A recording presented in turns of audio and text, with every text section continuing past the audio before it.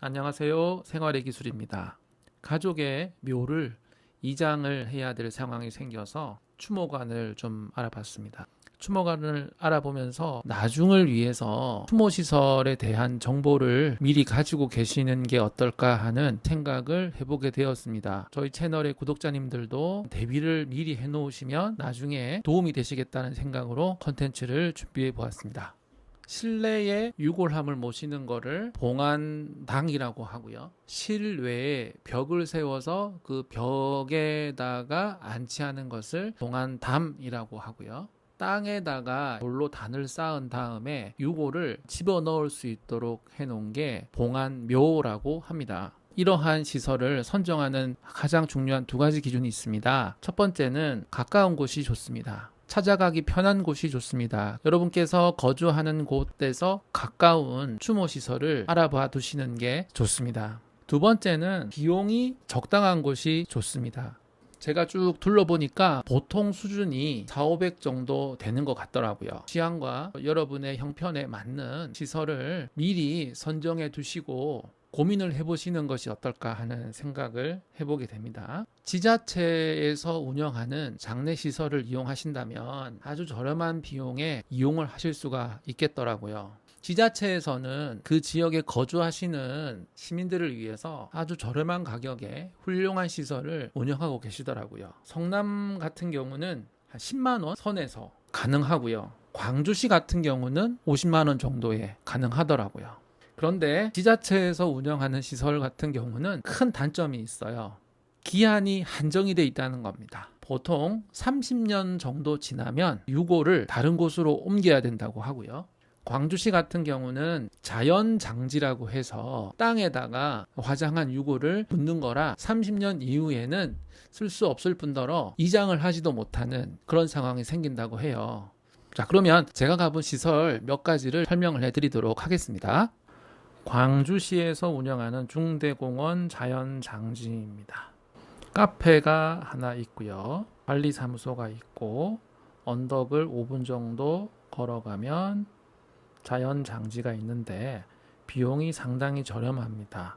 50만 원 정도에 30년을 이용할 수 있고 30년 뒤에는 사용이 종료되고 유골을 찾아가지는 못하게 됩니다. 고인의 성함이 적혀 있는 장소가 있고요.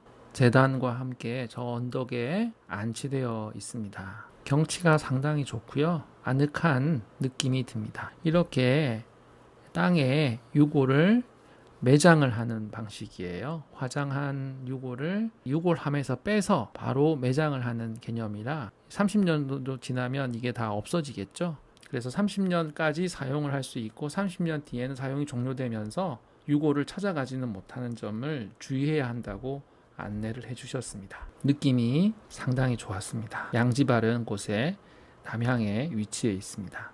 여기는 경기도 광주에 있는 시안이라고 하는 추모공원인데요. 엄청난 규모였습니다. 정말 엄청납니다. 입구로 들어가서 도로가 이렇게 있는데 도로 길이만도 몇 킬로 되는 것 같아요. 야외에 이렇게 되어 있는 시설이 대부분입니다. 보통 32기, 그러니까 32명을 모실 수 있는 36, 18명, 24명 이런 식으로 좀 규모가 큰 거예요. 그런데 가격이 어마어마합니다. 2억이 좀 넘었던 것 같아요. 계속 사용할 수 있다고 합니다. 대물림을 해서 사용할 수 있는데 처음에 분양받을 때 비용이 한 2억 정도 되고요. 작은 거는 5천만 원 정도에 가능한 것도 있더라고요. 4분, 6분 정도 모시는 것은 한 5천만 원 정도 하는 것 같고 관리비도 매년 내야 합니다. 관리비를 내지 않으면 사용이 중지가 되겠죠. 관리비 수준은 그렇게 부담스럽진 않은 가격이었습니다. 봉안담 같은 경우도 2천만 원 정도 하는 것 같았습니다. 그러니까 이 봉안담을 이용하기보다는 봉안묘를 이용하시는 것을 추천을 드리죠.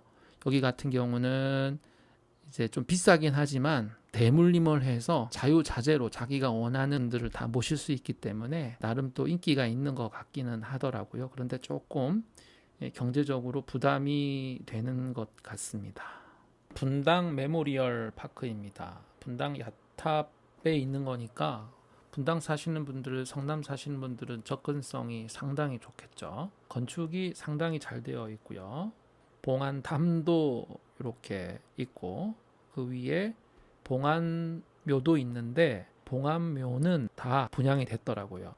군데군데 보니까 이름이 아직 쓰임을 받지 못한 묘도 있는데 그거는 다른 분들이 미리 구입을 해 놓은 거라는 말씀을 들었습니다. 지금 이 봉안묘는 분양을 받을 수 없고 아래쪽과 위쪽에 그 봉안당 위쪽에 봉안벽을 사용할 수 있는데 이게 봉안벽이거든요. 아주 예쁘게 건축을 해 놓았습니다. 들어가 보면 느낌이 너무 좋더라고요. 많은 분들이 오셔서 추모를 하고 계셨고 오신 분들의 얼굴이 대부분 다 밝았습니다. 접근성이 좋다 보니까 자주자주 와서 인사드리고 또 이야기도 하고 그렇게 가는 것 같더라고요. 여기는 비용이 이런 봉안담 같은 경우는 1인 같은 경우는 400만 원 선이었고 부부 같은 경우는 700만 원 선이었고 아래와 윗단이 별로 차이가 없는 게 좀 특징적이었습니다. 평생 계속 사용할 수 있고 그분을 다른 곳으로 옮겨가면 그때부터는 사용이 종료된다고 하고요. 1년에 뭐 10만 원 정도의 관리비는 내줘야 되고요. 네, 여기까지 하겠습니다. 이 영상이 여러분께 많은 도움이 되었으면 좋겠습니다. 감사합니다.